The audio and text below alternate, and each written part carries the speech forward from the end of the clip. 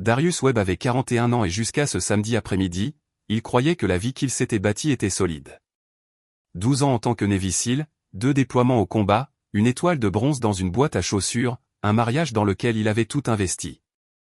Il était dans son propre jardin, en train de construire une pergola que sa femme avait mentionné vouloir 2 ans auparavant, lorsque les véhicules commencèrent à arriver dans sa rue. Il contourna la maison, les gants de travail encore enfilés, et s'arrêta. 20 hommes se tenaient sur sa pelouse en un cercle délibéré, et au bas des marches de son propre Porsche se tenait Preston High, tiré à 4 épingles, les bras grands ouverts, se donnant en spectacle devant un public, avec Camille qui regardait depuis le siège passager de son SUV. Preston regarda Darius comme les hommes regardent les problèmes qu'ils croient avoir déjà résolus. « Nous sommes venus te remettre à ta place, dit-il. » Ce que Preston High ne savait pas. Ce qu'aucun de ces 20 hommes ne savait, c'était exactement qui se tenait en face d'eux. Et ce que Darius Webb fit ensuite allait leur coûter tout. Avant de plonger dans l'histoire, commentez d'où dans le monde vous nous regardez et abonnez-vous car l'histoire de demain est une histoire que vous devez entendre. Le bois était du bon bois. Darius Webb passa son pouce le long du bord de la poutre et sentit le grain, lisse et serré. Pas de déformation, pas de point faible. Il avait dépensé $40 de plus à la scierie pour obtenir de la qualité. Du cèdre. Il résisterait aux intempéries, aux années. Il ne savait pas faire les choses autrement. Le jardin était silencieux, à l'exception du bruit de sa scie circulaire et du cri occasionnel d'un oiseau quelque part dans le chêne près de la clôture. La lumière du matin arrivait basse et dorée par-dessus les toits, projetant de longues ombres sur l'herbe. Le jardin sentait le bois fraîchement coupé et la terre humide. C'était une bonne odeur, le genre qui signifiait que quelque chose était en train de se construire. Il mesura la poutre suivante, la marqua d'un crayon, mesura à nouveau. Puis il coupa une fois. La pergola prenait forme contre la clôture du fond. 4 poteaux principaux déjà posés et de niveau. Les traverses montaient maintenant. Camille avait mentionné en vouloir une il y a presque 2 ans. Elle faisait défiler les images sur son téléphone un soir, lui avait montré une photo et dit « Ce ne serait pas bien, ça ?» Il avait dit oui. Il l'avait rangé comme il rangeait tout, silencieusement, complètement, dans cet endroit de son esprit où les choses importantes attendaient leur heure. Cette heure était venue. Il la réalisait comme il réalisait tout, sans discours, sans compte à rebours. Il était juste arrivé un samedi matin avec les bons outils et le bon bois et avait commencé à construire. C'était Darius Webb. Il mesurait un m88 et pesait 97 kg. La plupart de ce poids était du genre de muscle maigre et dense qui ne vient pas d'une salle de sport, mais d'années à porter de lourdes charges dans des endroits difficiles. Ses mains étaient larges et calleuses, les mains d'un homme qui n'avait jamais eu peur du travail de toute sa vie d'adulte. Son visage était large, sa peau foncée, avec une mâchoire qui semblait taillée dans le même bon cèdre qu'il travaillait. Toujours calme, le genre de visage qui ne laissait pas transparaître grand-chose. 12 ans dans la Navy avaient fait ça. 2 déploiements au combat dans des endroits dont il ne parlait toujours pas à table. Il était rentré des 2 en marchant droit, ce que certains hommes ne parvenaient pas à faire. L'étoile de bronze était dans une boîte à chaussures en haut du placard de la chambre. Il ne l'avait pas regardée depuis 3 ans. Ce n'était pas un trophée. C'était juste un morceau de métal que le gouvernement lui avait donné pour un moment où il avait survécu et d'autres non. Il n'avait pas besoin de la regarder pour se souvenir. Il avait quitté l'armée à 30 ans, s'était inscrit à l'université, avait obtenu son diplôme de génie civil en 3 ans tout en travaillant dans la construction le week-end. Maintenant, à 41 ans, il gérait des projets structurels pour une entreprise du centre-ville. Des ponts, des bâtiments publics, des fondations, des choses qui devaient tenir, des choses dont la vie des gens dépendait. Il vérifia son téléphone. 12h14, Camille avait dit qu'elle serait à la maison pour 10h. Il lui avait envoyé un texto à 10h30. Un message simple. Tu es en route? Une seule coche, non distribuée. Il réessaya à 11h. Pareil. Il posa le téléphone face contre terre sur sa boîte à outils et prit la poutre suivante. Il ne paniquait pas, Darius Webb ne paniquait pas. Il cataloguait comme il cataloguait tout, silencieusement, complètement, dans ce même endroit de son esprit où les choses importantes attendaient. Donnée, elle est en retard. Donnée, elle ne répond pas, classée. Continuez. Il classait des données similaires depuis près d'1 an. Camille était devenue plus silencieuse, pas le silence confortable de deux personnes qui se connaissent assez bien pour s'asseoir dans la même pièce sans se donner en spectacle. Autre chose, un silence acéré, le genre qui avait des arêtes. Elle avait commencé à passer plus de soirées dehors. Soirée entre filles, disait-elle, événement de réseautage, dîner avec des collègues du groupe immobilier qu'elle avait rejoint. Il n'insistait jamais. Ce n'était pas un homme qui insistait, mais il remarquait. Il remarquait la façon dont elle le regardait parfois. Pas avec aversion, exactement, mais avec quelque chose de plus proche de l'impatience, comme s'il était un ascenseur lent qu'elle attendait depuis trop longtemps. Comme si sa constance, la chose même qu'il avait toujours cru être sa meilleure offrande, était devenue d'une manière ou d'une autre ce qui l'agaçait le plus. 7 ans de mariage, pas d'enfant. Elle avait toujours des raisons d'attendre pour ça. Il avait accepté chaque raison une par une, comme il acceptait la plupart des choses, sans drame, avec une attention totale. Il mit la poutre en place et enfonça la première vis. Darius. Il se retourna. Son voisin Gérald se penchait par-dessus la clôture du fond. Postier à la retraite. Un homme bon. Un peu trop friand de connaître les affaires des autres, mais il n'y mettait aucune méchanceté. Bonjour, Gérald. Ça va être très joli, dit Gérald en hochant la tête vers la structure de la pergola. Puis quelque chose changea sur son visage. Une petite hésitation, le regard d'un homme qui décide s'il doit dire la suite. Écoute, dit Gérald, je ne veux pas me mêler de tes affaires. Darius attendit. Mais j'ai vu la voiture de Camille en ville, garée devant l'hôtel Arlo. Il fit une pause. 2 fois cette semaine. Darius posa sa perceuse sur la traverse. Il ne dit rien pendant un moment. Il regarda Gérald. Gérald le regarda avec l'expression d'un homme qui regrettait d'avoir parlé et savait qu'il avait bien fait de le faire quand même. J'apprécie, dit Darius. Gérald hocha la tête et retourna vers sa maison. Darius se tenait dans le jardin silencieux, les mains le long du corps, la pergola à moitié construite derrière lui, et la lumière du matin toujours dorée et uniforme sur l'herbe. Il les entendit avant de les voir. Le faible grondement des moteurs. Plus d'un. Le bruit des portières qui s'ouvraient et se fermaient d'une manière trop coordonnée, trop délibérée pour être ses voisins rentrant des courses. Darius posa sa perceuse. Il retira lentement ses gants de travail, un doigt à la fois, et les glissa dans la poche arrière de son jean. Puis il contourna la maison vers le jardin de devant. Il s'arrêta à l'angle de la maison et regarda. Il y avait des camions et des SUV alignés des deux côtés de sa rue. De gros véhicules, certains encore en marche, l'échappement s'enroulant dans l'air de l'après-midi, et des hommes, 20 d'entre eux, peut-être un peu plus, répartis sur sa pelouse et son allée. Certains avaient les bras croisés. D'autres se tenaient simplement là, les mains ballantes. Il en reconnut quelques-uns du quartier. La plupart, il ne les connaissait pas. Ils s'étaient disposés en un cercle lâche. La forme était délibérée. Quelqu'un avait organisé ça. Quelqu'un avait passé des appels, donné des instructions, choisi une heure. Au bas des marches de son Porsche se tenait un homme que Darius n'avait jamais rencontré en personne. Mais il reconnut immédiatement le type. Preston était habillé comme un homme qui voulait que l'on sache qu'il avait de l'argent, pantalon sombre, chemise ajustée de couleur crème, col ouvert, une montre qui captait le soleil de l'après-midi. Il était large d'épaules, bien bâti, le genre de bel homme doté d'assez de confiance pour remplir une pièce. Ses bras étaient grands ouverts, le menton relevé, un large sourire au coin de la bouche. Il était en représentation, les hommes, les camions, la posture. C'était une performance, et Darius était censé être le public. Au bord du trottoir, le SUV noir de Preston tournait au ralenti. À travers le pare-brise, à moitié dans l'ombre, Darius pouvait voir Camille. Elle ne sortait pas. Elle regardait, attendait toujours. Il la regarda pendant une seconde exacte. Puis il se tourna de nouveau vers Preston. « Nous sommes venus te remettre à ta place, » dit Preston.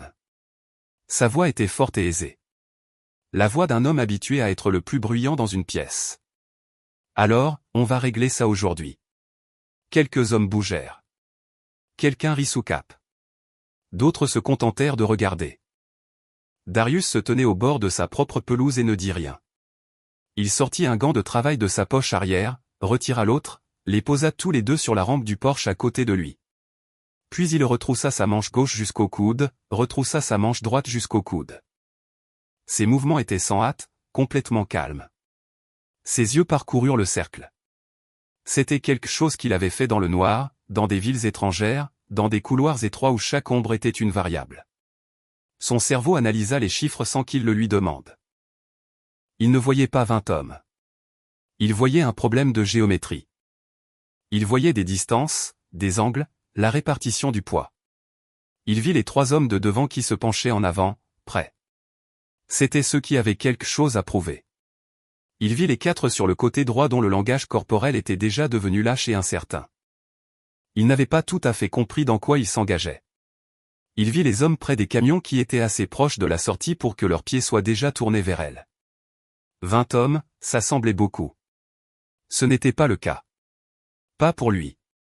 Il descendit du Porsche sur l'allée. Le cercle se resserra, puis le premier homme prit sa décision. Il était grand, large d'épaules, le cou comme un tronc d'arbre. Il sortit du cercle et posa sa main sur la poitrine de Darius. Une poussée, pas une vraie, le genre destiné à tester, à humilier, à obtenir une réaction pour le public qui regardait. Il obtint une réaction. La main droite de Darius se leva et maîtrisa le poignet de l'homme avant même que la poussée ne soit terminée. Il tordit le bras, redirigea le corps, et l'homme tomba le visage contre l'herbe si vite qu'il n'eut pas le temps d'être surpris. Il était encore en train de réaliser ce qui s'était passé que Darius était déjà en mouvement. Le deuxième homme vint de la gauche, dur et rapide, engagé. Il reçut un coup de coude à la mâchoire qui le fit pivoter sur le côté et l'assit comme si ses genoux venaient d'oublier leur fonction. 2 autres se précipitèrent ensemble, le genre de mouvement qui fonctionne sur quelqu'un qui n'a pas passé des années à s'entraîner pour exactement ça. Darius se plaça devant l'un, utilisa l'élan de l'homme pour le diriger directement sur l'autre, et tous 2 tombèrent dans un enchevêtrement de bras et de confusion. Un 5e lança un large crochet. Darius n'était plus là. Il s'était décalé d'un demi-pas sur le côté, avait laissé passer le coup de poing, et avait plaqué le visage de l'homme contre le capot d'un camion garé avec une efficacité plate et silencieuse qui fit un bruit comme un livre tombant sur une table. 6. C'est un 8e arriva par derrière et ne trouva que le vide, puis le sol. Ce n'était ni rapide, ni lent. C'était précis, comme visser une vis au bon endroit avec le bon embout. Aucun mouvement gaspillé, aucune chaleur. Au moment où le 8e homme était au sol, le cercle n'était plus un cercle. C'était une foule d'hommes qui reculaient, certains se tenant le poignet, un assis sur le trottoir la tête baissée, plusieurs retournant déjà tranquillement à leur véhicule, sans dire un mot, sans regarder personne. La performance était terminée. Le public partait. Darius se retourna. Il regarda Preston High. Preston n'avait pas bougé du bas des marches du Porsche, mais ses bras n'étaient plus ouverts. Il pendait le long de son corps. Le large sourire avait disparu. Son menton n'était plus relevé. Darius le regarda longuement. Le même regard calme et mesuré qu'il avait utilisé sur les autres. Juste des données, juste des variables, juste une autre chose à noter et à classer. Puis il se retourna, monta les 3 marches du Porsche, ouvrit sa porte d'entrée et la referma derrière lui. La porte d'entrée se referma derrière lui, et la maison devint silencieuse. Darius se tint un instant dans l'entrée, écouta. Le bruit des moteurs dehors, des portières qui se fermaient, des hommes qui partaient, le quartier qui redevenait ce qu'il était il y a 2 heures. Il se rendit à la cuisine et s'assit à la table. Ses mains reposaient à plat sur le bois devant lui. Les articulations de sa main droite étaient rougies, pas déchirées, pas enflées, juste le rose terne d'une peau qui avait travaillé. Il les regarda comme il regardait tout, sans drame. Il ne tremblait pas, ne respirait pas fort. La partie physique de ce qui s'était passé était déjà triée et classée. Son corps avait fait ce que son corps savait faire, et c'était terminé. Ce qui n'était pas terminé, c'était tout le reste. Il resta assis immobile pendant 1 minute entière, sans penser, laissant simplement la forme des choses se décanter. Puis il vit la tablette. Elle était posée sur le comptoir de la cuisine à côté de la cafetière, exactement là où elle était toujours. L'écran était encore allumé. Camille était partie précipitamment ce matin. Il l'avait entendue se déplacer rapidement dans la chambre, la salle de bain, vers la porte d'entrée, et elle l'avait laissée ouverte. Il traversa la cuisine et la prit. Son application de messagerie était à l'écran. Un fil de discussion en haut. Le nom indiquait « P ». Il l'ouvrit. Il lut « Debout ». Ne s'assit pas. N'en avait pas besoin. La conversation remontait à 14 mois. Il fit défiler lentement, lisant sans se presser, de la même manière qu'il lisait les rapports structurels et les évaluations de sites, cherchant les éléments porteurs, les choses qui lui diraient où l'ensemble risquait de s'effondrer. Les premiers messages étaient prudents, codés, le genre de langage que deux personnes utilisent quand elles prétendent encore qu'il y a quelque chose à cacher. Mais au fil des mois, la prudence disparut. Au bout de 3 mois, ils ne se cachaient plus rien l'un de l'autre, seulement de lui. Il y avait des messages sur des hôtels, des week-ends qu'elle avait dit à Darius être des voyages d'affaires, sur les plans de Preston, les propriétés de Preston, la vision de Preston sur ce à quoi leur vie allait ressembler. La façon dont elle en parlait fit s'installer quelque chose de froid dans la poitrine de Darius. Pas du chagrin, pas encore, mais le sentiment particulier d'un homme qui vient de comprendre pleinement depuis combien de temps on lui mentait. Il continua de faire défiler. Vers le bas du fil, les messages changèrent, plus spécifiques, plus opérationnels. Il sera à la maison toute la journée samedi. Tu dois le faire à ce moment-là. J'ai déjà parlé à tout le monde. Il ne saura pas ce qui lui est arrivé. Et puis le dernier message, envoyé à 8h47 ce matin-là, avant que les camions n'arrivent, avant que le cercle ne se forme sur sa pelouse. C'est fait. Il ne posera plus de problème après aujourd'hui. Darius le lut 2 fois, reposa la tablette sur le comptoir, prit son téléphone. Il photographia chaque écran, chaque message, remonta au début et photographia chacun d'eux, se déplaçant lentement, s'assurant que chaque image était claire et complète. Il le fit sans émotion.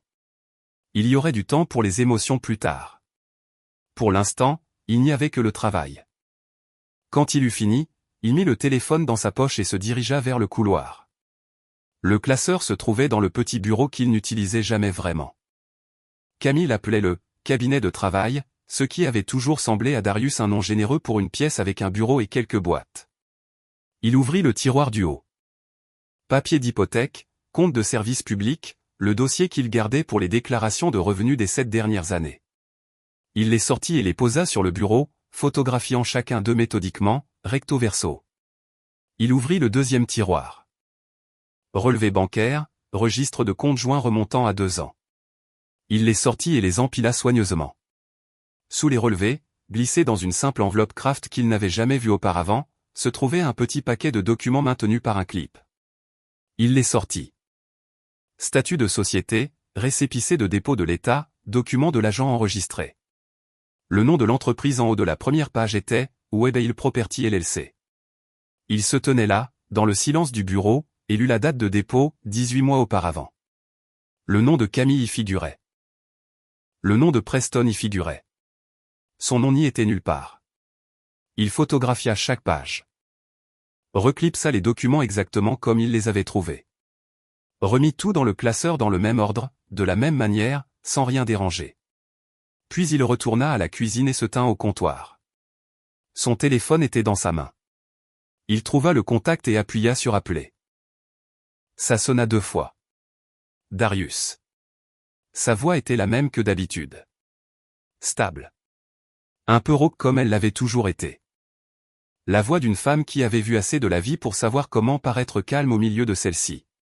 Tati, dit-il, j'ai besoin que tu regardes des documents. Peux-tu venir ce soir? Une pause. Pas longue. Rosalie n'avait pas besoin de longtemps. Je prends mes lunettes, dit-elle. Donne-moi 1 heure. Il la remercia, raccrocha, fit défiler jusqu'au contact suivant. Victor. Il appuya sur appeler. Victor décrocha à la 2e sonnerie. Pas de salutation. Juste, parle-moi. Darius lui raconta tout. Les camions, le cercle, les hommes. Preston debout au bas de ses marches comme s'il avait déjà gagné quelque chose. Il le dit de la manière dont il aurait rapporté une situation à un officier supérieur, directement, séquentiellement, sans commentaire. Quand il arriva à la partie sur la tablette, il entendit Victor se taire à l'autre bout du fil. Pas un silence gêné, un silence de réflexion. J'arrive, dit Victor. Rosalie est déjà en route. Alors je serai là avant qu'elle n'ait fini sa première phrase. Il raccrocha. Rosalie arriva 53 minutes plus tard. Elle frappa 2 fois, poussa la porte sans attendre. Elle n'avait jamais attendu qu'on la fasse entrer, pas en 40 ans, et entra directement dans la cuisine avec ses lunettes de lecture déjà en main. C'était une petite femme, courte et compacte, avec des cheveux gris coupés courts et le genre de visage qui avait cessé de feindre la patience vers l'âge de 50 ans. Elle posa son sac à main sur le comptoir, regarda Darius debout près de la table, et regarda ses mains. Elle ne dit rien sur ses articulations. Elle ne dit rien du tout pendant un moment. Puis, montre-moi. Il étala tout sur la table, les documents photographiés sur son téléphone, faisant défiler lentement pour qu'elle puisse lire chacun d'eux. Les copies imprimées qu'il avait faites sur l'imprimante du bureau avant son arrivée. Dossier d'hypothèque, relevé de compte, le dépôt de la LLC. Il les disposa à plat, dans l'ordre, comme on dispose un plan. Rosalie mit ses lunettes et se pencha sur la table. Elle lut comme elle lisait toujours les documents, sans se presser, sans réagir, les lèvres pincées et les yeux se déplaçant ligne par ligne. Elle avait passé 31 ans dans un cabinet de parajuriste à voir la vie des gens être démantelée sur papier. Elle savait ce qu'elle regardait avant même d'avoir fini la première page. Victor arriva 18 minutes plus tard. Il entra par la porte d'entrée avec le mouvement lent et facile d'un grand homme qui avait passé des années à apprendre à ne pas prendre plus de place qu'une situation ne l'exigeait. Il mesurait un m88, large d'épaules, avec une barbe courte grisonnante à la mâchoire. Il salua Darius d'un signe de tête, salua Rosalie, tira une chaise et s'assit sans un mot. Rosalie ne leva pas les yeux. « Webail Property », dit-elle, toujours en train de lire. C'est comme ça qu'ils l'ont appelé. Elle le dit comme quelqu'un dit une chose quand le fait de la dire est tout l'enjeu. Darius s'assit en face d'elle. Déposé il y a 18 mois. Je vois ça. Elle tourna la page. Camille a signé en tant que membre gérant. Aïe a signé en tant que co-membre. L'agent enregistré est un cabinet d'avocats du côté est. Elle tapota la page d'un doigt. Ça n'a pas été monté du jour au lendemain. Quelqu'un a payé pour ça. Victor se pencha en avant, les coudes sur la table. Les relevés bancaires. Quel est le schéma des transferts? C'est ce que je regarde maintenant. Rosalie rapprocha les relevés de compte. Elle resta silencieuse une minute, puis, rénovation. C'est comme ça qu'elle les a codés. Elle leva les yeux vers Darius par-dessus ses lunettes. Chérie, elle retire de l'argent de votre épargne commune depuis au moins 18 mois et le comptabilise comme des dépenses de rénovation. Darius hocha la tête une fois. Il s'en était douté. L'entendre dire à voix haute était différent. Il laissa ce sentiment différent le traverser et garda le visage impassible. Combien? Demanda Victor. Rosalie retourna 2 pages en arrière. D'après ce que je vois ici, quelque part au-dessus de 40 000 $, peut-être plus. Un comptable judiciaire pourrait le tracer correctement. Victor se redressa. Paul Reeves. Darius le regarda. Je l'ai utilisé dans 3 affaires, dit Victor. Dissimulation d'actifs matrimoniaux 2 fois. Fraude commerciale 1 fois. Il est minutieux et il est discret. Il peut retrouver la trace complète, où l'argent est allé, comment il a été déplacé, ce que la LLC a reçu. Tout est documenté et assez clair pour être présenté à un juge. Appelle-le dès demain matin, dit Darius. Victor hocha la tête. C'était déjà mon plan. Rosalie posa la dernière page et enleva ses lunettes. Elle se frotta l'arête du nez. Quand elle regarda Darius, son visage avait l'expression contrôlée d'une femme gérant quelque chose de considérablement plus fort que ce qu'elle montrait. Elle ne t'a pas seulement quitté, dit Rosalie. Sa voix était égale, calme. Elle construisait une porte pour s'en aller et utilisait ton argent pour la construire. Personne ne parla pendant un moment. Ce qu'elle ne sait pas, dit Darius, c'est que je sais, et ça doit rester comme ça. Rosalie le pointa du doigt. Tu ne changes absolument rien. Tu agis de la même manière. Tu parles de la même manière. Tu ne touches à aucun compte joint. Tu ne déplaces pas un seul dollar jusqu'à ce que nous ayons le tableau complet et que l'avocat nous dise que nous sommes prêts. Compris. Victor rassembla les documents copiés dans une pile nette et les glissa dans le dossier qu'il avait apporté. Il se leva, repoussa sa chaise. J'appellerai Reeves à 7 heures. Il serra la main de Darius, fermement, brièvement, et sortit par la porte d'entrée. Rosalie resta. Elle se versa un verre d'eau et se rassit à la table. À 23h42, des phares balayèrent le mur de la cuisine. La voiture de Camille. Darius se leva. Je vais me coucher. Rosalie le regarda. Vas-y, il monta les escaliers dans le noir et s'allongea sur les couvertures, toujours habillé. Il entendit la porte d'entrée s'ouvrir en bas. Entendit les talons de Camille sur le parquet, puis dans les escaliers. Il ferma les yeux, régula sa respiration, lente, profonde, le rythme d'un homme endormi. Elle entra, se déplaça dans l'obscurité, changea de vêtements sans allumer la lumière. Elle se glissa dans le lit à côté de lui, prudente et silencieuse, croyant que la performance avait fonctionné, croyant qu'il avait été suffisamment brisé pour être gérable. Il garda les yeux fermés et sa respiration régulière. Ne touche à aucun compte joint, avait dit Rosalie de la cuisine juste avant qu'il ne monte, jusqu'à ce que je le dise. Il n'avait aucune intention de toucher à quoi que ce soit. Camille partit à 9h15. Elle était bien habillée, coiffée, un parfum léger que Darius reconnut comme celui qu'elle portait lorsqu'elle voulait faire une impression. Elle l'embrassa sur la joue en passant par la cuisine. Rapide, habituel, le genre de baiser qui est plus une habitude qu'un sentiment, et dit qu'elle rejoignait une amie pour un brunch en ville. « Amuse-toi bien, dit Darius. » Elle attrapa ses clés sur le comptoir et sortit. Il se tint à la fenêtre de la cuisine et la regarda sortir de l'allée. Il regarda la voiture jusqu'à ce qu'elle tourne au coin de la rue et disparaisse. Victor était déjà à la table avec son ordinateur portable ouvert. Rosalie versait du café. Les documents étaient à nouveau étalés. Même ordre que la nuit dernière. Précis. Rien n'avait bougé. À 9h30, Victor tourna l'ordinateur portable vers la table. Paul Reeves apparut à l'écran. C'était un homme mince à la peau claire, d'une cinquantaine d'années, avec des lunettes rondes et le comportement calme de quelqu'un qui avait livré des informations difficiles si souvent qu'il avait trouvé un moyen de le faire proprement. Il avait un deuxième moniteur sur le côté, un bloc-notes jaune devant lui avec des notes manuscrites couvrant déjà les 2 premières pages. « Monsieur Webb, dit-il, j'ai passé quelques heures avec la documentation que Victor m'a envoyée. Je veux vous expliquer ce que je vois. » « Allez-y, dit Darius. Reeves cliqua sur quelque chose de son côté et montra une feuille de calcul imprimée à la caméra. Les transferts commencent il y a 22 mois. Petit au début. 8 cents ici, 1002 cents là. Codés dans vos relevés de compte joints comme des dépenses de rénovation, des paiements d'entrepreneurs, des coûts de matériaux, ce genre de langage. Il posa la feuille. Ils deviennent plus importants avec le temps. Plus confiants. Au 8e mois, elle déplace entre 3 000 et 5 000 $ en un seul transfert. La LLC, Webale Property, est le compte destinataire à chaque fois. Rosalie écrivait. Son stylo bougeait sans pause. Total, demanda Victor. Transfert confirmé sur les 22 mois, 47 300 $ et des poussières, dit Reeves sans inflexion. Mais je veux signaler un élément spécifique. Il brandit une deuxième feuille, une seule facture agrandie sur la page.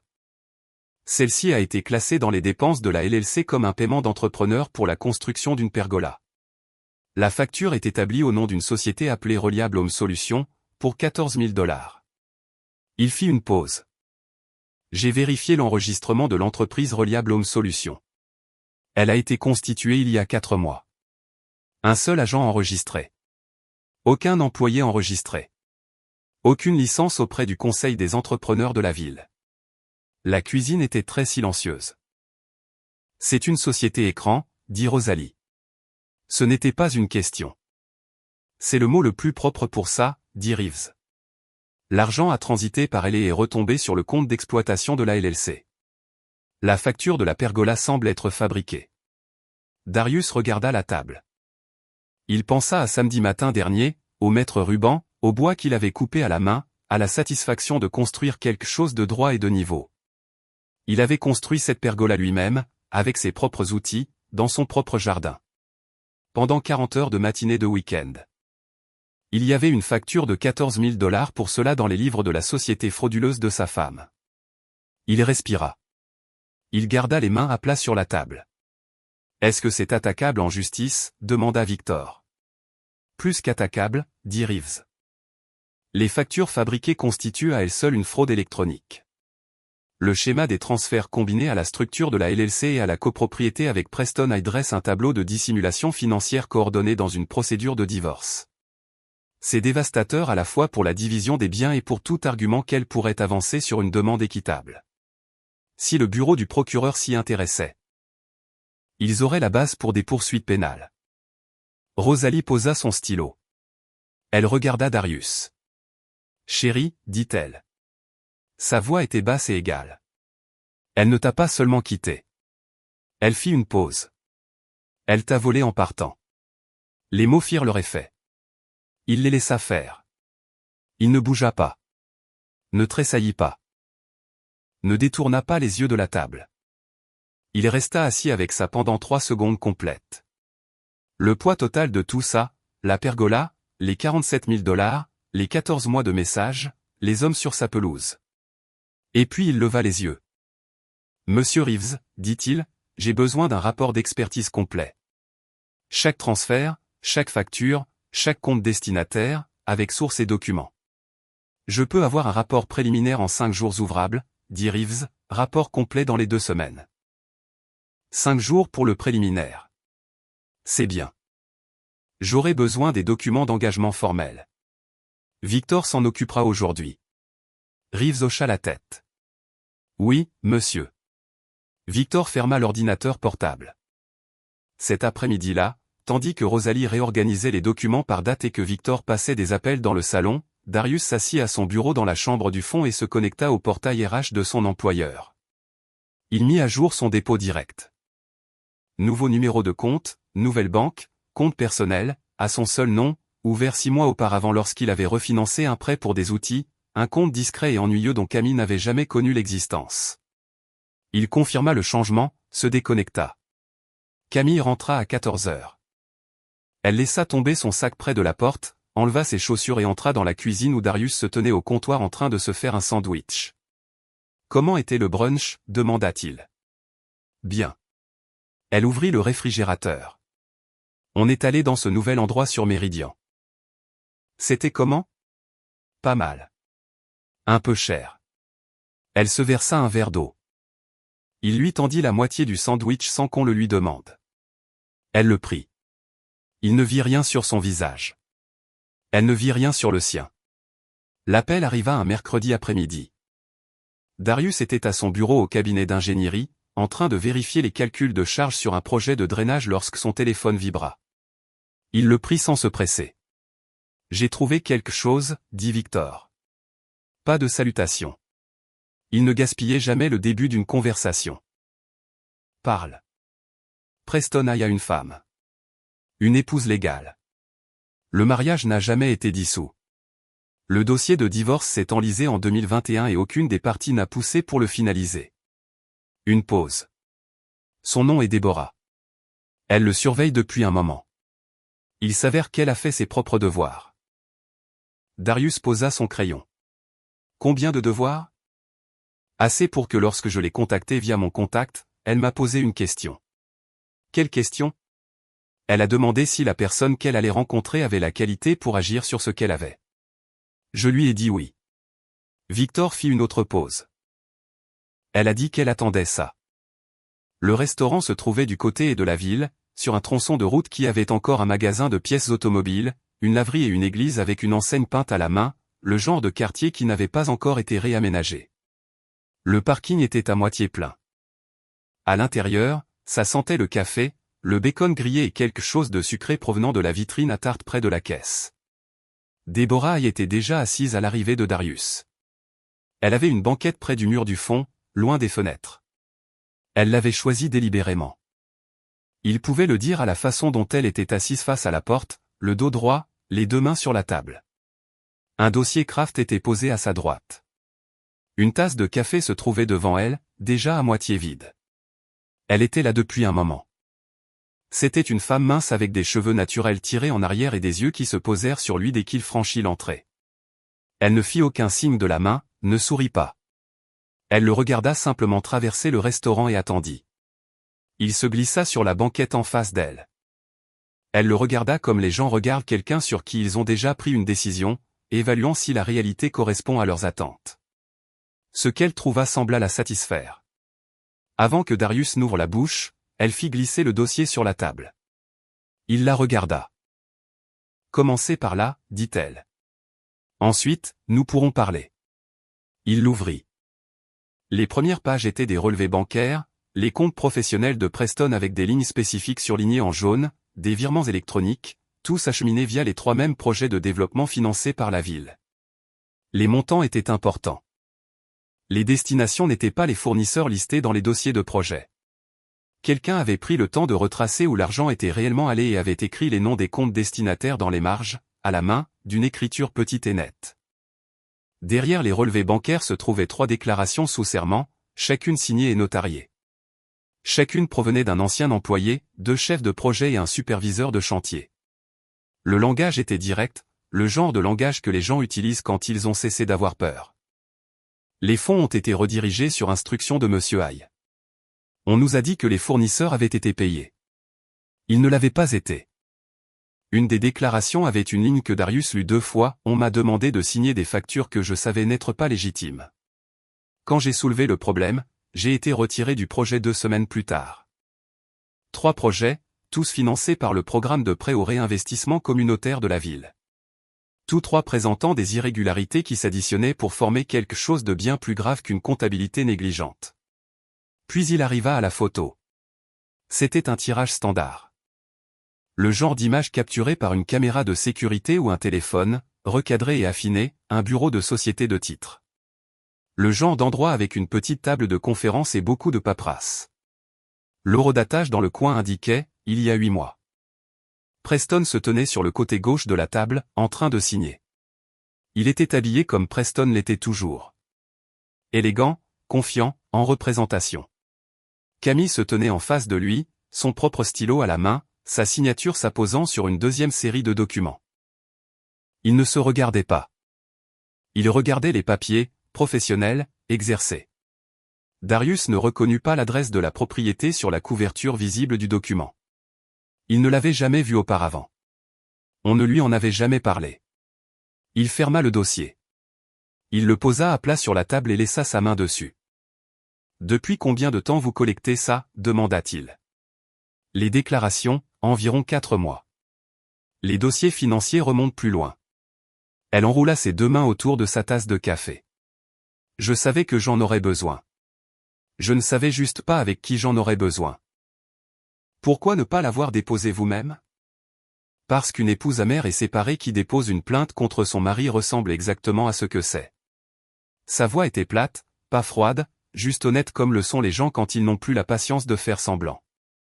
Mais un schéma de fraude documenté et soumis parallèlement à une affaire civile distincte avec sa propre expertise judiciaire, c'est différent. Ça mène quelque part. Darius regarda le dossier. Il y a 8 mois. Il payait seul l'hypothèque de leur maison depuis 6 de ces mois. Camille lui avait dit que les retraits du compte joint couvraient les dépenses du ménage. Il l'avait cru. Preston avait acheté une propriété et mis le nom de Camille sur le titre de propriété. Il avait financé son propre remplacement. La prise de conscience n'arriva pas bruyamment. Elle arriva comme un dommage structurel arrive, silencieusement de l'intérieur, dans un endroit qui avait l'air solide de l'extérieur depuis longtemps. Il prit le dossier. Merci, dit-il. Déborah hocha la tête une fois. Ne le gaspillez pas, il rentra chez lui en silence. Le dossier était posé sur le siège passager. La ville défilait par les fenêtres, les feux de circulation, les centres commerciaux, les mercredis après-midi ordinaires d'autres personnes. Il avait tout ce dont il avait besoin maintenant. Le nom de l'avocate était Sandra Okafor. Elle travaillait dans un bureau étroit au 4e étage d'un immeuble du centre-ville, le genre de bureau où les étagères étaient surchargées et le bureau enfoui sous des piles de papier organisées. Elle avait été recommandée par tante Rosalie, qui l'avait décrite comme quelqu'un qui ne perdait pas. Darius arriva à 9 h du matin avec une copie du rapport d'expertise complet de Paul Reeves, le dossier de Déborah et une clé USB contenant toutes les photos qu'il avait prises au cours des 2 dernières semaines. Il les posa sur son bureau en une rangée nette. Elle passa 40 minutes à les examiner sans parler. Il s'assit en face d'elle et attendit. Quand elle leva les yeux, elle dit « Vous êtes venu préparer. »« Je le suis généralement, dit-il. » Elle posa le rapport d'expertise. 2 pistes. La fraude civile d'abord, les transferts de la LLC, les factures frauduleuses, le titre de propriété. Le divorce se déroule en parallèle. Nous déposons les deux le même jour, pour qu'il n'y ait aucune possibilité de déplacer des actifs entre les deux. C'est ce que je veux. J'aurai besoin de 2 semaines pour structurer ça correctement. Elle tapota le coin du rapport de Reeves avec un doigt. C'est du solide. Votre comptable judiciaire est minutieux. Il a été recommandé par quelqu'un en qui j'ai confiance. Elle hocha la tête. Rentrez chez vous. Agissez normalement. Ne touchez à rien qu'elle pourrait remarquer. Il se leva et lui serra la main. Je serai prêt, dit-il. Il passa les jours suivants à se déplacer silencieusement dans chaque pièce de la maison. Il photographia les meubles, le canapé d'angle dans le salon, la table de salle à manger qu'ils avaient achetée ensemble 3 ans auparavant, les œuvres d'art que Camille avait choisies et accrochées elle-même. Il photographia les appareils électroménagers, l'électronique, le contenu du coffre-fort dans le placard de la chambre. Il fit tout évaluer par un service qui faisait des expertises successorales, le programmant pour un matin où Camille était au travail. Il changea le bénéficiaire de son assurance vie. Il mit à jour sa documentation de pension via le portail RH de l'entreprise pendant sa pause déjeuner, assis dans sa voiture dans le parking avec son téléphone. Il fit tout cela sans urgence, sans chaleur. Chaque étape était simplement la prochaine chose à faire. Il l'aborda de la même manière qu'il avait abordé chaque tâche depuis l'âge de 18 ans. Identifier ce que la situation exige. Déterminer la séquence correcte. Exécuter sans déviation. Victor appela un jeudi soir. Déborah est prête à déposer la plainte, dit-il. Elle se présente en tant que partenaire commercial légal. Elle a toujours un statut dans le mariage, ce qui lui donne un statut dans l'entreprise. L'audit de conformité est déposé sous son nom. Quand? Vendredi matin. Le contact du bureau de l'urbanisme le soumet le même jour. Darius se tenait sur le porche arrière. La structure inachevée de la pergola projetait de longues ombres sur le jardin dans la lumière du soir. Fais-le. Victor fit une pause. Une fois que cet audit sera lancé, ces décaissements de projets gèleront. Ces investisseurs commenceront à appeler dans les jours qui suivent. Je sais. Il saura que quelque chose se trame. Oui, dit Darius, il le saura. L'audit fut soumis le vendredi matin. Le vendredi après-midi, la ville avait suspendu les décaissements sur les 3 projets de réinvestissement communautaire de Preston, en attente d'examen. Darius le savait parce que Victor l'appela à 16h17 avec 3 mots, le compte à rebours est lancé. Darius était dans une quincaillerie quand l'appel arriva, en train d'acheter de la teinture imperméabilisante pour le bois de la pergola. Il remercia Victor, paya la teinture et rentra chez lui. Ce week-end-là, il travailla sur la pergola. Il mesura, coupa, teignit les nouvelles traverses d'un brun cèdre chaud et les laissa sécher au soleil de l'après-midi. Camille sortit une fois, regarda les progrès, dit que ça avait l'air bien. Il la remercia. Elle retourna à l'intérieur. Il vit Preston pour la première fois à la banque ce lundi-là. Darius déposait un chèque de remboursement de frais de son cabinet d'ingénierie. Rien de significatif, de la routine, quand il remarqua Preston au guichet plus loin. Preston était habillé comme il l'était toujours. Veste élégante, belles chaussures. Il riait de quelque chose que le caissier disait. Il avait l'air entièrement à l'aise, entièrement imperturbable. Il vit Darius. Pendant une demi-seconde, quelque chose traversa son visage. Pas tout à fait de l'incertitude, plutôt le recalibrage d'un homme décidant quelle posture adopter. Puis il opta pour un lent sourire et un petit relèvement du menton. Le geste d'un homme qui croyait que la partie était déjà jouée. Darius le regarda sans expression. Il termina sa transaction, plia son reçu et partit. 3 jours plus tard, il vit la voiture de Preston garée devant Caruso's, le restaurant italien sur Méridian où lui et Camille avaient mangé pendant des années, celui où ils allaient pour leur anniversaire. Preston et Camille étaient visibles par la fenêtre, assis à une table près de la devanture. Camille riait. Darius passa devant sans ralentir. Il le nota, le classa, l'ajouta à l'image d'un homme qui croyait avoir déjà gagné, qui faisait maintenant le tour des endroits qui appartenaient autrefois à quelqu'un d'autre. Preston n'était pas négligent par accident. Il était négligent parce qu'il croyait sincèrement que le résultat était scellé. Cette croyance allait lui coûter tout. Le samedi soir, Darius envoya un texto à Camille. Dimanche soir, cuisine. Il faut qu'on parle. Elle répondit 20 minutes plus tard. Bien sûr. Tout va bien? Il posa le téléphone face contre terre sur la table. Il programma la conversation pour 18 heures. La cuisine sentait le poulet au romarin que Darius avait préparé pour le dîner. Il l'avait cuisiné délibérément, mis la table, allumé la bougie sur le comptoir, fait en sorte que tout ressemble à un dimanche normal. Il la voulait à l'aise. Il voulait qu'elle croie qu'elle entrait dans une pièce qu'elle contrôlait. Camille s'assit en face de lui à 18 heures précises.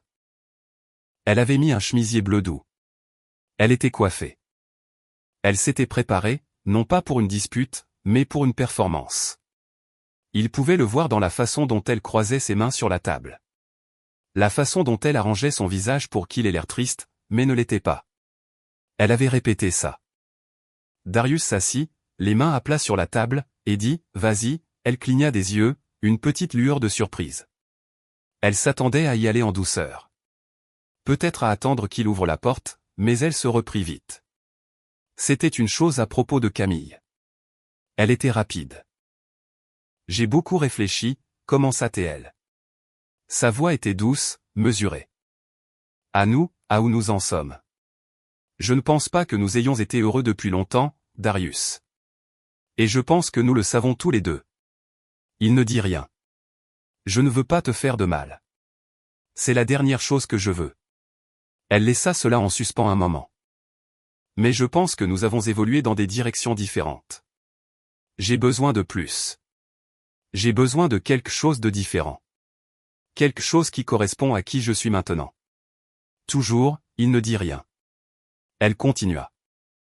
Elle parla de connexion, de se sentir invisible, de vouloir une vie qui corresponde à ses ambitions.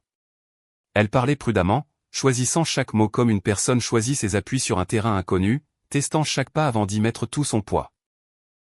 Elle ne prononça jamais le nom de Preston.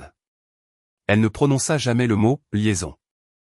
Elle lui donna une version de l'histoire où personne n'avait rien fait de mal, où il s'agissait simplement de deux personnes qui s'étaient éloignées, et elle était simplement celle assez honnête pour le dire. Quand elle s'arrêta enfin, la cuisine était silencieuse, à l'exception du faible bourdonnement du réfrigérateur. Elle le regarda avec une expression conçue pour paraître sincère. « J'espère que nous pourrons faire ça avec respect, pour tout ce que nous avons été l'un pour l'autre. » Darius la regarda longuement. Puis il se pencha à côté de sa chaise et sortit le dossier. Il le posa sur la table entre eux et l'ouvrit sans un mot. « Webail Property », dit-il. « LLC déposé il y a 18 mois. Ton nom, le nom de Preston High. » Il tourna la page. Transfert de compte joint. 22 transactions distinctes sur 23 mois, catégorisées comme dépenses de rénovation. Il fit glisser la page vers elle. Celle-ci, 14 000 $, étiquetée comme honoraire d'entrepreneur pour la pergola dans le jardin. La pergola que j'ai construite de mes propres mains. L'expression de Camille s'était figée. Il tourna une autre page. La propriété sur Caldwell Street. Achetée il y a 8 mois, à ton nom.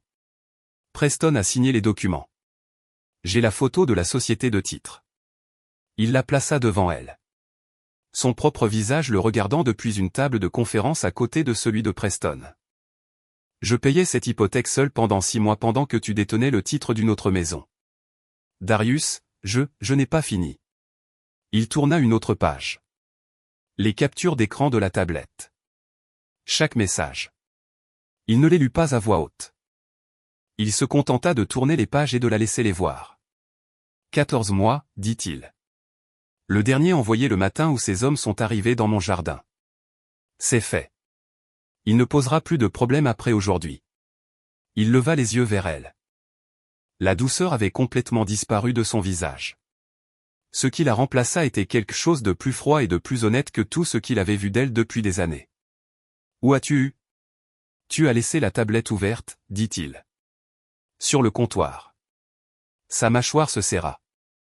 Tu ne peux pas prouver l'intention, dit-elle. Les transferts pourraient être contestés. Erreur comptable, erreur de classification. Tu ne peux pas prouver que je voulais, Paul Reeves le peut. Darius prononça le nom sans emphase. De la même manière qu'il disait tout. Comptable judiciaire, rapport de 30 pages, schéma de transfert documenté, piste de facture fabriquée, copropriété de la LLC confirmée. Il fit une pause. J'ai déjà eu une conversation préliminaire avec le bureau du procureur. Son visage se figea. Tu as deux options, dit-il. La première est un règlement négocié. Chaque dollar transféré dans WebAil Property revient. La propriété sur Caldwell est intégrée au jugement de divorce. Nous faisons ça discrètement par avocats interposés et ça reste hors du domaine public. Il la laissa méditer là-dessus un moment.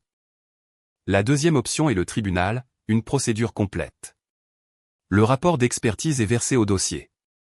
Les dépôts de la LLC deviennent publics. Le nom de Preston est sur chaque document. L'intérêt préliminaire du procureur devient formel. Tout est visible pour quiconque regarde. Camille était très immobile maintenant. Elle faisait ce qu'elle faisait toujours, calculer, mesurer la distance entre là où elle se tenait et où se trouvaient les sorties. Y a-t-il une version de ça, dit-elle doucement, où tu ne vas pas jusqu'au bout? Il pensa aux hommes sur sa pelouse, aux messages textes sur la tablette, à une facture de 14 000 $ pour un travail qu'il avait fait de ses propres mains, à 7 ans, à ce que la loyauté coûtait et à ce qu'elle lui avait coûté. Non, dit-il, il n'y en a pas, il ferma le dossier et se leva. Les résultats de l'audit tombèrent un mardi. Le mercredi matin, le bureau du développement communautaire de la ville avait publié un avis officiel sur son site web. 3 projets de développement actifs sous la firme de Preston High Development Group, étaient suspendus en attente d'une enquête de conformité sur l'utilisation des fonds de réinvestissement public.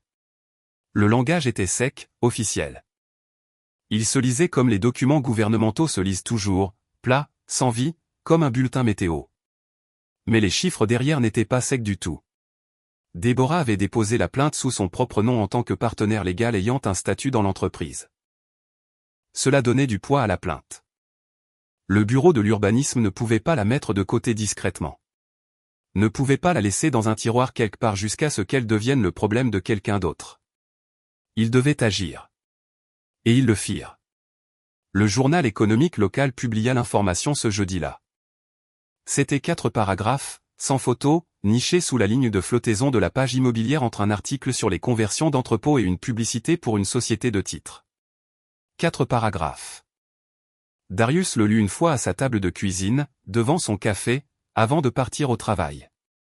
4 paragraphes suffisaient. Le vendredi, 2 des partenaires financiers de Preston avaient appelé. Le lundi suivant, tous 2 s'étaient retirés. Leurs lettres citaient l'audit, la suspension, l'incertitude du calendrier. Le langage était professionnel et prudent, mais le sens était simple. Il n'allait pas couler avec le navire. Le 3e partenaire intenta un procès la semaine suivante. Puis un 4e, plus petit, déposa une plainte séparée. Les poursuites alléguaient une fausse déclaration, que Preston n'avait pas divulgué le risque de conformité en obtenant leur capital. Les plaintes étaient fondées. Paul Reeves, examinant les dossiers à la demande de Victor, le confirma dans un bref email. Celles-ci ne disparaîtront pas. Le principal immeuble de bureau de Preston, une propriété en briques de 4 étages sur Merchant Street qu'il possédait depuis 11 ans, le genre d'actif qu'un homme conserve parce qu'il signifie quelque chose, fut mis sur le marché en moins de 3 semaines. Le prix de vente racontait l'histoire. Ce n'était pas le prix d'un homme menant une décision commerciale ordonnée. C'était le prix d'un homme qui avait besoin de liquidités et en avait besoin rapidement. La session du conseil municipal avait lieu un jeudi soir. La salle était une pièce au plafond bas avec un éclairage fluorescent et des rangées de chaises rembourrées qui étaient légèrement trop petites depuis 20 ans. L'ordre du jour était affiché sur la porte. Point 7. Remarque de Preston High Development Group, concernant un projet de développement à usage mixte dans le corridor et de la ville. Il ne pouvait pas annuler. Darius l'avait compris dès qu'il avait vu le nom de Preston à l'ordre du jour. Annuler serait un aveu. Cela signalerait au conseil, à la salle, à chaque personne qui avait lu ces 4 paragraphes dans le journal économique qu'il y avait quelque chose à fuir. Preston avait passé toute sa carrière à construire l'image d'un homme qui ne fuyait pas. Il en était maintenant prisonnier. Darius arriva en avance. Il s'assit au 3e rang, au centre. Il portait une veste sombre et gardait les mains détendues sur ses genoux. Il n'avait rien à porter avec lui. Pas de dossier, pas de téléphone sur la table, pas de carnet. Il n'avait besoin de rien. Il avait juste besoin d'être là. Preston entra à 7 minutes après l'heure. Il était habillé comme il l'était toujours. Veste chère, pochette, chaussures qui captaient la lumière. Il avait tout fait correctement avec son apparence. Tout ce qui pouvait être contrôlé à l'extérieur avait été contrôlé. Mais quand il balaya la salle du regard et que ses yeux se posèrent sur Darius, quelque chose traversa son visage. Ce fut bref. Un tressaillement. Le même tressaillement que Darius avait vu sur des hommes dans des pièces bien plus dangereuses. Le tressaillement d'une personne qui vient de réaliser que le sol sur lequel elle se tenait n'est pas aussi solide qu'il en avait l'air. Preston détourna le regard, s'approcha du podium, commença ses remarques. Il était à mi-chemin de son deuxième paragraphe quand il perdit le fil pour la première fois. Il s'arrêta, baissa les yeux sur ses notes, le retrouva et continua. Sa voix était légèrement plus rapide qu'elle n'aurait dû l'être, le rythme d'un homme qui compense. Deux des membres du conseil échangèrent un regard. Le deuxième faux pas arriva vers la fin, quand il essaya de passer au chiffre de revenus prévisionnels et cita la mauvaise année. Quelqu'un dans la salle toussa. Preston se corrigea. Sa mâchoire était serrée. Sa main, agrippée au bord du podium, avait blêmi aux jointures. Quand il eut fini, les applaudissements furent polis et brefs. Darius attendit dans le hall. Il se tenait près du mur du fond, les mains le long du corps, regardant le va-et-vient de la salle se calmer. Membres du conseil, personnel, quelques promoteurs qui étaient venus pour les points suivants de l'ordre du jour. Preston franchit les portes et s'arrêta en le voyant. Pendant un instant, aucun des deux hommes ne bougea. Puis Preston traversa le hall. La pochette était toujours parfaite. Les chaussures captaient toujours la lumière, mais la performance avait disparu, réduite à quelque chose de plus petit, de plus fatigué, comme un décor après que le public soit parti. Il s'arrêta à quelques mètres et regarda Darius. « Qu'est-ce que tu veux » dit-il. Sa voix était calme, plus basse qu'elle ne l'avait jamais été dans le jardin de Darius, debout devant 20 hommes les bras grands ouverts. Darius le regarda. Le même regard calme et mesuré qu'il avait utilisé sur le cercle. Le même regard qu'il avait utilisé dans des endroits plus sombres que ce hall, sur des hommes bien plus dangereux que celui-ci. « Je l'ai déjà, » dit Darius. Il se retourna et franchit les portes du hall sans se retourner. Le soleil se leva lentement ce matin-là. Il se glissa par-dessus la clôture du fond en longue bande plate, se déplaçant à travers le jardin comme la lumière le fait au début de l'automne. Silencieux, sans hâte, comme s'il n'avait nulle part où aller. L'herbe était encore humide. L'air sentait le chêne et le bois coupés, et la légère touche du froid à venir. Darius se tenait sur la terrasse arrière avec son café et regardait ce qu'il avait construit. La pergola était terminée depuis presque un an maintenant. Poteaux de cèdre correctement installés, traverses mesurées et coupées nettes, toute la structure de niveau et d'équerre d'une manière que seul quelqu'un qui avait travaillé assez longtemps sous des ouvrages tordus pouvait pleinement apprécier. Il l'avait faite différemment la deuxième fois. Espacement plus serré des chevrons, une légère pente pour évacuer l'eau de pluie, une teinture qui laissait transparaître le grain au lieu de le couvrir. Meilleur que la conception originale, meilleur à tous les égards importants. Il prit une gorgée de café et laissa le silence s'installer autour de lui. Le règlement civil avait été signé 4 mois après ce dimanche soir à la table de la cuisine. Chaque dollar que Camille avait déplacé de leur compte joint était revenu. Chaque transfert frauduleux que Paul Reeves avait documenté dans son rapport d'expertise fut pris en compte dans le jugement. Les factures d'entrepreneurs fabriquées, l'épargne détournée, les 14 mois d'extraction silencieuse, tout fut rendu. Son avocate l'avait structuré sans pitié et l'avait exécuté sans bruit. Le chiffre au bas du document de règlement était précis. C'était le bon chiffre. Darius le savait car il l'avait vérifié lui-même par rapport au rapport de Reeves, ligne par ligne, de la même manière qu'il vérifiait les calculs de charges au travail. Non pas parce qu'il ne faisait pas confiance au processus, mais parce qu'il était le genre d'homme qui vérifiait. Le divorce fut finalisé en 90 jours. Camille garda ses vêtements, sa voiture et ses effets personnels. Elle partit un mercredi pendant que Darius était au travail. Il rentra dans une maison qui était légèrement plus vide dans certaines pièces et complètement inchangée dans celles qui avaient toujours compté.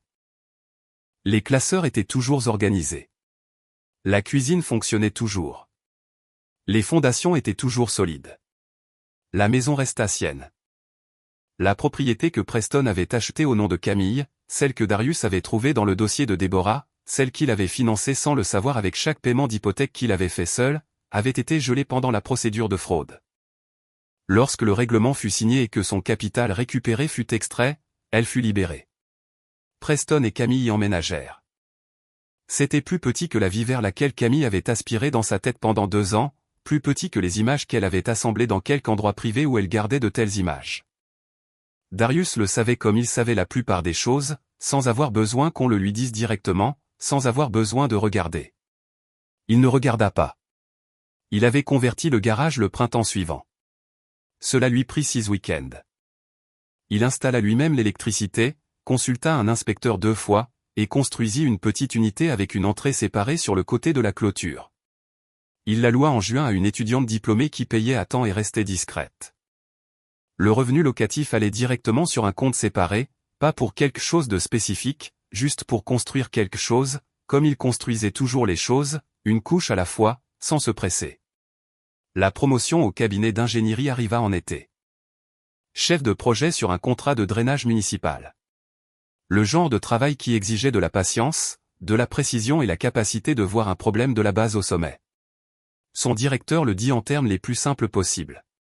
Vous êtes la bonne personne pour ça. Darius le remercia, lui serra la main et retourna à son bureau. Il prit une semaine en août. L'année dernière, c'était les Smoky Mountains, il avait loué un petit chalet, apporté des livres qu'il a vraiment lus, s'est réveillé sans alarme. Cette année, il pensait à la côte, quelque part avec de l'air salin et assez de distance de tout pour que le silence soit choisi plutôt que vide. Tante Rosalie recevait des gens à dîner tous les quelques mois, rien de formel, aucune occasion requise. Elle cuisinait pour 8, même quand ils étaient 4. Et elle s'asseyait en bout de table comme la femme qui avait toujours été en bout de cette table, ses lunettes de lecture relevées sur son front, disant le bénédicité du même ton qu'elle utilisait pour tout le reste, terre à accent grave terre, et pensant chaque mot. Victor venait quand son emploi du temps le permettait. Lui et Darius mangeaient et parlaient de travail, de rien, de choses qui n'avaient rien à voir avec tout ça. Personne ne leva son verre pour faire un discours. Personne ne nomma ce qui s'était passé, ni ne décrivit comment ça s'était terminé, ni ne lui donna une forme qui nécessitait une reconnaissance. Il mangeait simplement. C'était la bonne façon de faire. Darius l'avait su sans avoir à y réfléchir. Le dossier de conformité de Preston a été public et permanent. Il vivait dans les bases de données de la ville et les registres du commerce comme tous les dossiers publics vivent, tranquillement disponibles pour quiconque pensait à regarder. Aucun organisme de financement public de la région ne toucherait plus à un projet de développement AI. Les investisseurs qui avaient intenté un procès se sont arrangés. L'immeuble de Merchant Street avait disparu. Il travaillait toujours. Techniquement. Des contrats plus petits, de l'argent privé là où on pouvait en trouver. Les chaussures devaient probablement toujours capter la lumière. Darius n'y pensait pas beaucoup. Il posa sa tasse de café sur la rampe. Il plaça ses 2 mains à plat sur la poutre supérieure de la pergola, solide sous ses paumes, pas la moindre flexion dans aucune direction, de niveau, d'équerre, construite exactement comme elle aurait dû l'être la première fois. Et mieux. Il l'avait construite correctement la 2e fois. Il construisait tout correctement la 2e fois. J'espère que celle-ci vous a plu. N'oubliez pas d'aimer la vidéo et de vous abonner pour ne pas manquer la prochaine histoire. J'en ai sélectionné 2 autres pour vous que je pense que vous aimerez vraiment.